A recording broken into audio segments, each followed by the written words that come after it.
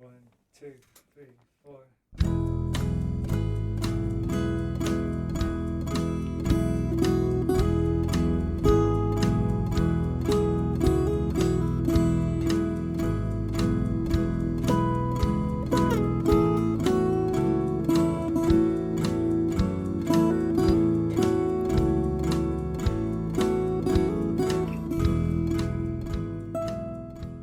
You are listening to SKYLIT, the SKYLIT Books podcast. SKYLIT Books is a general interest bookstore in the Los Feliz neighborhood in Los Angeles. You can shop with us from 10 a.m. to 10 p.m. or visit us online 24/7 at skylitbooks.com. Follow along at SKYLIT Books Instagram and Twitter. You can subscribe to the podcast on Podbean, iTunes, and Spotify. Thank you for listening, and now on to the episode. Hello, listeners, and welcome to the SKYLIT Books podcast. I'm your host, Mike Jeffrey. SKYLIT Books is an independent bookstore located in the Los Feliz neighborhood of Los Angeles, California. We're open every day from 10 a.m. to 10 p.m. and asking that all customers wear masks inside the store regardless of vaccination status. We also offer online shopping and curbside pickup through our website, skylitbooks.com, and you can check out our upcoming events on our Crowdcast page, crowdcast.io/SKYLITBooks.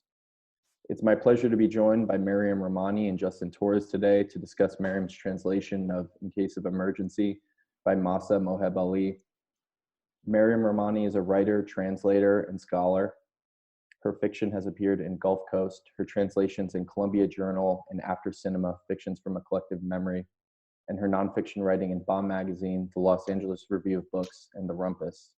She is the recipient of a 2018 Penheim Translation Grant and U.S. Fulbright Research Award. She's currently working on a debut novel. Justin Torres has published short fiction in The New Yorker, Harper's, Granta, Tin House, The Washington Post, Glimmer Train, and other publications, as well as nonfiction pieces in publications like The Guardian and The Advocate. A graduate of the Iowa Writers Workshop, Justin's novel We the Animals has been translated into 15 languages and was recently adapted into a film. He lives in Los Angeles, where he is an assistant professor of English at UCLA. How are you two today? Great, thank you. Okay. Well, it's great to have you both here. I hope the conversation will be better than okay for you, Justin. I'm sure it will be. Let's cheer me up. Okay, that's good. And Mariam, do you have something to read from your translation? Yes. So there is an excerpt due with N+1's fall issue, and I thought I would just read, page and a half or so from that. So this is kind of in the middle of the novel. I open my eyes. The Colonel stares back at me like a head mounted on the wall, an abstract painting. Blood streams from the old man's throat down onto Parvin's Che Guevara poster and over the star on Che's forehead, where it gets lost in the black shadows on his face to reemerge out of Che's left nostril. The Colonel's thick red blood streams out Che's nose freakishly fast into a palm-sized pool of blood on the carpet. Oh, Parvin, if only you were here to offer a few lines in honor of this epic neighbor of yours. Who knows? Half of Tehran's probably already dead due to such innocent circumstances as the slip of a cane while spying on one's tenants. Mariam, I was curious about this. I thought your translator's note was really interesting, and I wonder if you could tell the listeners here why this book was so controversial and difficult to publish in Iran. Yes. So the book is very crass. I mean, this particular excerpt is not representative in that sense, but it goes between the lyricism that we just heard and almost kind of like hyper-realist dialogue among outcasts, basically. Drug addicts, kind of youth culture, to use a really lame term. People who don't belong in the confines of mainstream society and respectability. And the narrator you know, is the lens through which we see the world. Shadi, she's very wealthy, and so on the one hand has this privilege of being able to kind of like float through this city without being in danger, you know, in the way that a lot of people she passes are. But on the other hand, she definitely doesn't fit in. So that's kind of the, you know, the body and the voice through which we see contemporary Tehran. And I talk in the translator's note about using the word fuck in translation, because in the original, when it was published in Tehran, it was extremely crass for what's allowed to be published in Tehran. But it probably would, you know, there were certain words that were just kind of like push button things that were taken out. And so Massa and I actually had this conversation about whether to use the word fuck in English, kind of seeing that as this like limit of irrespectability. And should Shadi be using that word in English, or should she kind of be hedging a little bit and finding ways around it in the way that on occasion the Farsi does? And we decided that there was no reason to censor her in English in the way that she had been in the Farsi. And two, as a translator, I felt that a lot of what we translate is context, right? And so in the Iranian context, the shit she does say is so extreme and, you know, not seen on the page, and definitely not really in the literary context, that even putting words like motherfucker in the translated text falls short of recreating that experience and that shock for the Anglophone reader. Yeah, I think it was just interesting for me, like, you know, with shows like Euphoria that are like mainstream in the United States with like teenagers misbehaving badly. I think it's sort of hard to initially like understand like how radical this could be for the audience it was originally written for. And it seems like such a challenge of getting that across in translation to an Anglophone reader. And the translator note also, the kind of the powers that be kind of changed their mind about the text as well, right? It was released and then it was kind of pulled back, and then there was a kind of dance around that. And then out again. Exactly. Yeah, so it's not really this streamlined process. Like, I think in the US we think of censorship as a done deal, or this really codified, clean bureaucratic process. And that's often not the case. I mean, actually, even in the States, but definitely in a place like Iran, there is this kind of dance around it, right? And so this text was published and it was on the shelves. I did, you know, in translating the text, I used a copy that I had myself purchased, precisely in order to translate what was out there for the Iranian public. It's not like I got some privileged, you know, draft text from Massa or something. And then it was taken off the shelves and it was put back on, and, you know, there's this kind of like off and on thing. So yeah, that's the history. And was that go your ahead, first encounter with the text when just buying it at a bookstore, or did you know Massa? Just buying it at a bookstore. No, yeah, I didn't. I bought this book years ago. I mean, it was 2013 probably, if not before, maybe 2012. So yeah, I was living in Dubai. I was on a trip to just kind of, you know, be in Iran, see some family, see some art, and bought this on a recommendation from a cousin. And then you got in contact with Massa? And you were like, I want to translate this book. Years and years later. Yeah. Yeah. So I held onto the book. I traveled with it. I moved from Dubai to New York, moved from New York to LA to do the PhD. And, you know, I think a lot of us have this experience of like carrying around these books we don't read. But then we also don't want to get rid of them. So then the time came for me to read the book. And it was in the course of my PhD studies. A professor I was doing an independent study with put it on my list, and it actually ended up being part of my exams list for like my candidacy exams and everything. And I read the book and I fell in love with it, and it was this kind of crazy experience of like wondering why I hadn't, you know, read it all these years. I was like toting it around the world. But yeah, and I didn't want to translate it. Did you have faith in your ability to translate at that point? Because you weren't a translator. No, I didn't. No. I looked up.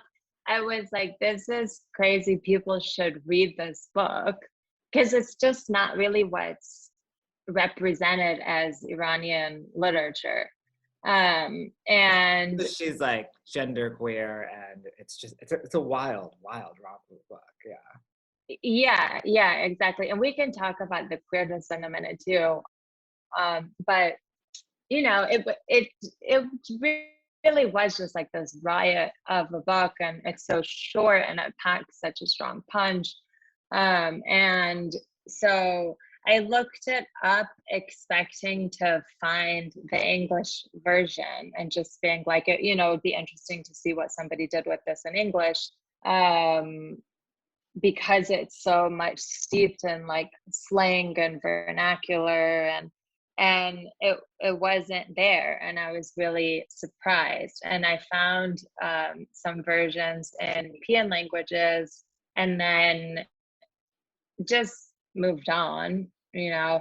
But I kept thinking about it, and I kept talking about it, and finally I was at a like literary barbecue and was talking to someone about it who just was like, well, why don't you just do it yourself? If you really think people need to read this book, why don't you try translating it? And I tried a test chapter just to see if I even felt like I could do it, if I wanted to do it. And I was surprised that I really liked it, because I had never in a theoretical sense been interested in translation. It's really and then it's really well translated. I mean, I think the reason the book is being reviewed so well is because the immediacy is there. It's very kind of visceral, and it punches you. I was kind of stunned by that. Like, normally I feel like when I read translation, so often it'll feel like this detached third person style of narration. It feels rare to read a first person narrator with such personality, and knowing that it's been moved between languages, I thought was so impressive. And I'm curious, did you translate it all in spec, or did you like reach out to the feminist press with your test chapter? Or yeah, it was a long process. You know, so I think that I really had the privilege of working with an author who believes in translation and has confidence in translation. So the first step was just getting authorization to even pitch it, you know. So I kind of tracked Massa down. We Skyped about it. I got her permission to try to bring it into English. And then it was a years long process. I mean, I think that I got the contract from Feminist Press 2 years after that, maybe 3 even. And yeah, you know, I had the test chapter. I started kind of weekly. Well, I guess I didn't shop it around. I started just asking around, like, how do people manage to make this happen? And a friend of a friend recommended that I apply for a PEN Time grant. and kind of use that as my calling card as a first-time translator. And so that was my first step, and I was lucky enough to get the grant, and that definitely helped in placing it. But it really did take a long time. There's a kind of reluctance to publish translation from Farsi outside of an academic press. It's not that it doesn't happen, but there's just this barrier of entry where, like, it's a little opaque. People don't really know what contemporary Iran looks like. It's not a place that even an intellectual, educated American has been or traveled or like feels like they have a relationship to. And so I was getting a lot of interest, but no follow through. And there was the very reasonable thing of like, how do people know whether to trust me? Because this is a first time translation and relatively difficult text to get the tone right,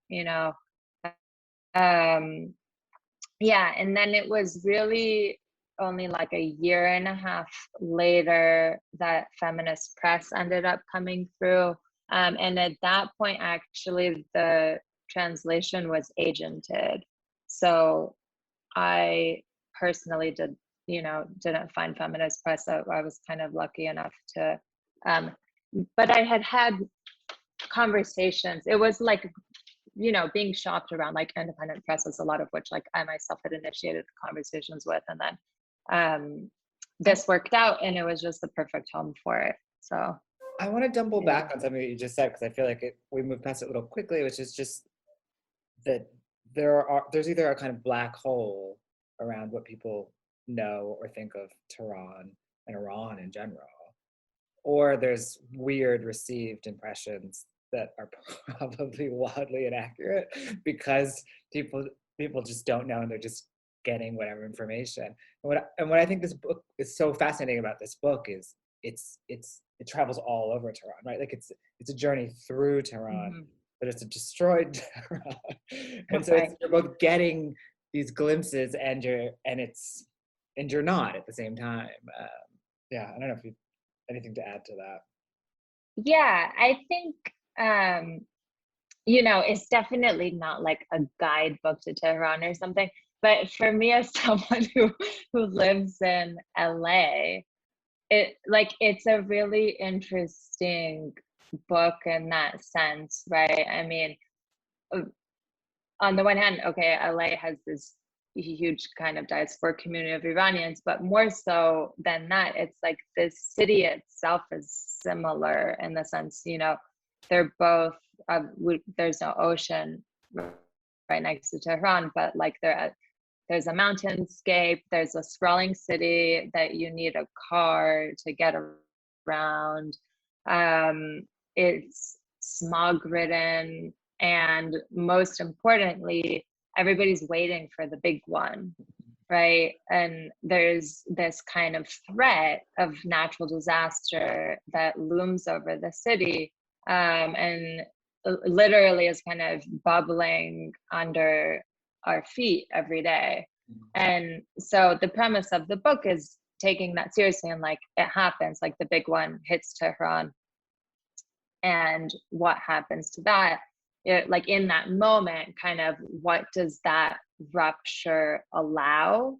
And so there's this it's like this kind of extreme cynicism where that turns into a moment of possibility, in which there's also an opportunity for people to rise up. Like, there's a whole chapter kind of devoted to these riots and different parts of the city that are being taken over by these like alt subculture groups and miscasts and outcasts. And so I think it felt like the right thing to try to translate, because on the one hand, Tehran is this black hole, but then on the other hand, I felt like there were so many resonances actually and even culturally, like the types of problems and social problems that are confronted are not strictly Iranian, you know, like the kind of depression that we see in the book, this sense of living in a time in which so many people are being left behind. And, you know, even in the US, we think of like income disparity and the polarization that's happening there. And it felt very like real and relatable. Yeah. I was thinking that too. I was thinking so much of LA and the kind of hierarchies and the structures and everything getting flattened, right? Like in the quake, and that what I keep calling her Masa, like I know her. What Kowaleski does is like she drives that metaphor. She extends that metaphor in such a wonderful way of moving around the city and showing, these possibilities when everything is literally flattened, when people are literally kind of reduced to just surviving among the rubble, and yet the ways in which hierarchies persist, and the ways in which like immediately there's kind of groupings and things that happen. I think my favorite part of this book is just the differing ways that people respond to crisis and how disparate those can be. Like Arash, the younger brother, who's sort of just like lapping it up, you know, if this is sort of a good time, let's shoot the gun in the house. Time of his life. And Bobak, who's like, you know, trying to hold his already sort of broken family together. And just like that differing attitude, instead of it being like this unified response to crisis, like people behave in different ways, and some people want to like bury their head in the sand or swallow 25 grams of opium. Yeah, exactly. I want to do an earthquake literature class now, like Murakami, earthquake, and like this book in case of emergency, and an LA one. Yeah, that would be great. Anyway, sorry, you had a question, Mary Williams. Why does your name say Mary Williams? She's the manager of SKYLIT, so it's like we use the official account for. Sorry, I cut you off, Mary. No. I was going to talk about because we had glanced over like the gender queerness of this book, and the difficulty of that, like particularly you mentioned in the translator's note, the moment with Ponytail, who refers to Shadi as a crisscrosser. And it was one of those classic moments of, you're like, a careful reader will have noticed, and I had not noticed that she was wearing the skull cap to pass. But can you talk about like, the difference in and the radicalness of like sort of Shadi being gender fluid in a place like Iran? Yes. So Shadi, whenever she, we start the book with her at home, kind of dysfunctional family. And at the end of chapter 2, when she's preparing to get out of the house, she puts a cap on instead of putting on a hijab.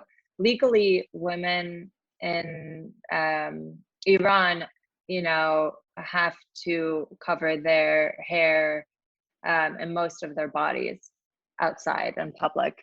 And so there, as an Iranian, like immediately you would notice this and be like, wow, that's pretty ballsy. Like she's about to walk outside trying to pass, essentially, right?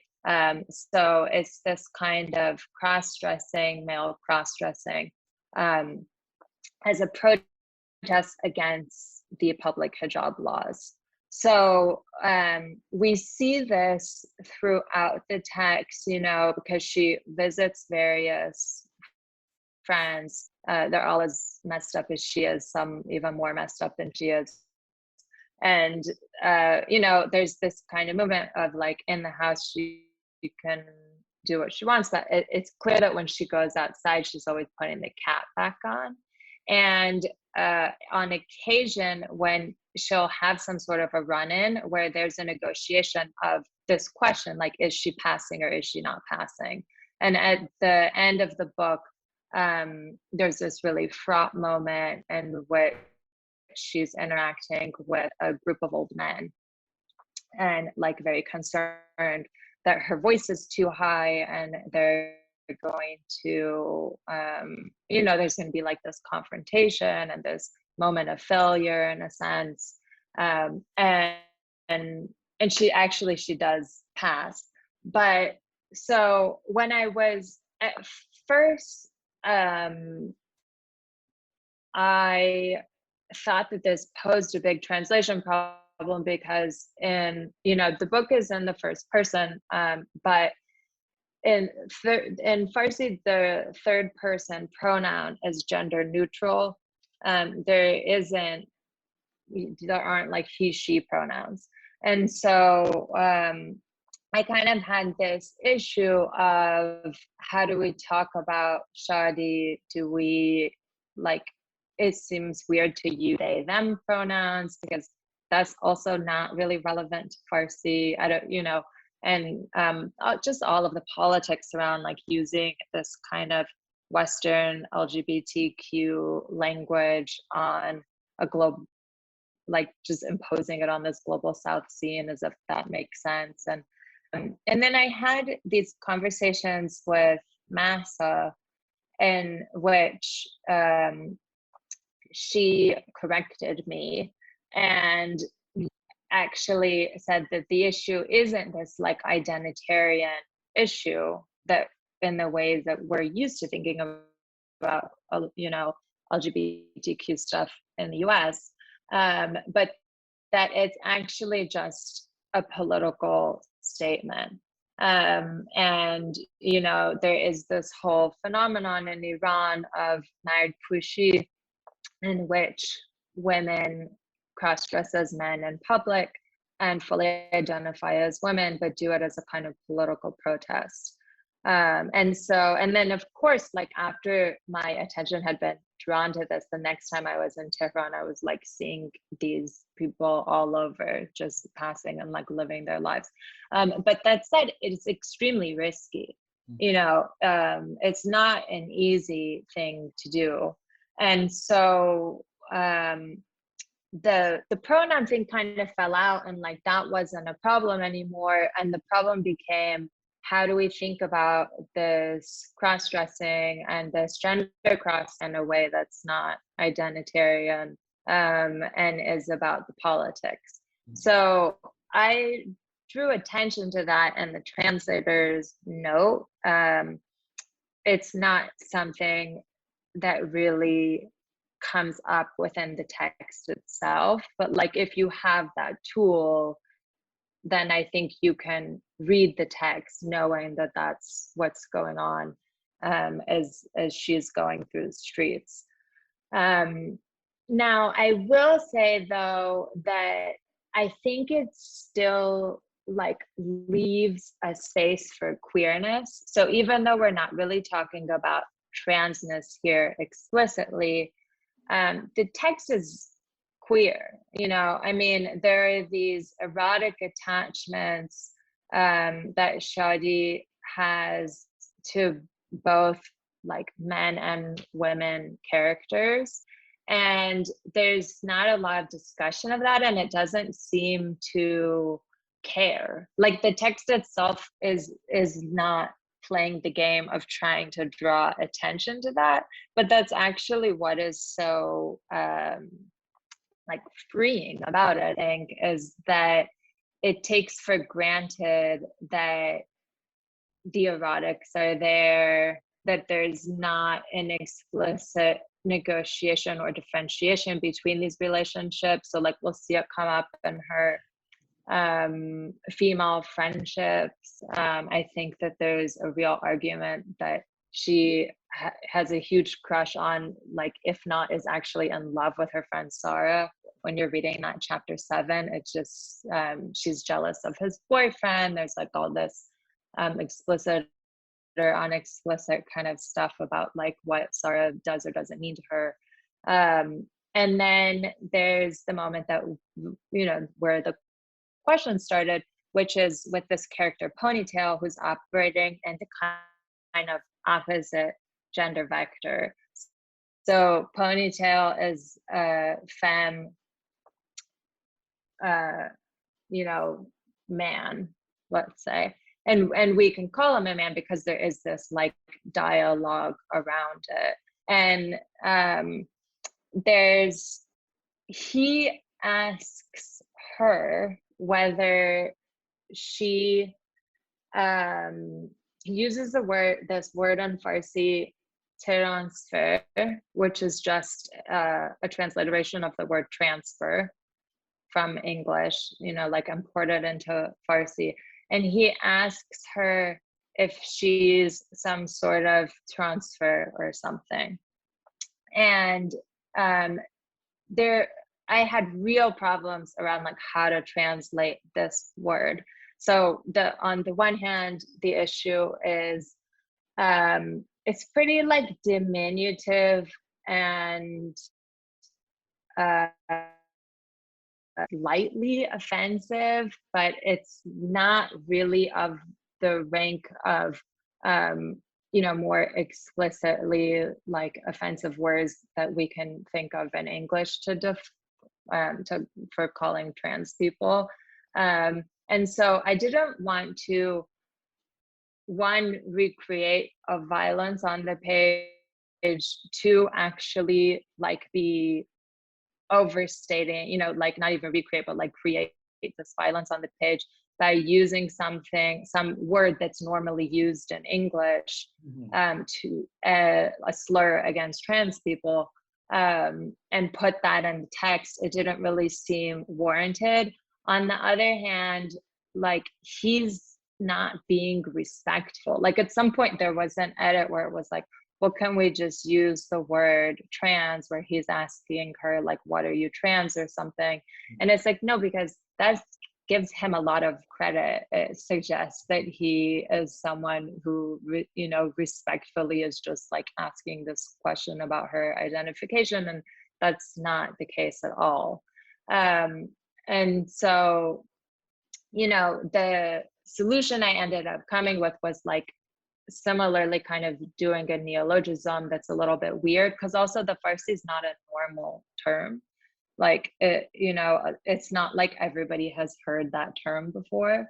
Yeah. And so I just came up with the term crisscrosser as a way to, like, transfer is a kind of a play that eventually gets at the word trans, but in a like slightly offensive and definitely ignorant way. And then with crisscrosser, it was like suggesting this kind of ignorance and but taking it back to the word, you know, like cross-dressing, like thinking of a crossing. Yeah, it's a great moment in the book. I think it when Ponytail kind of confronts her or interrogates her or whatever, I think it's a great moment of getting at the many layers of identity and the ways in which things are gendered without necessarily being about gender and all of that stuff. I think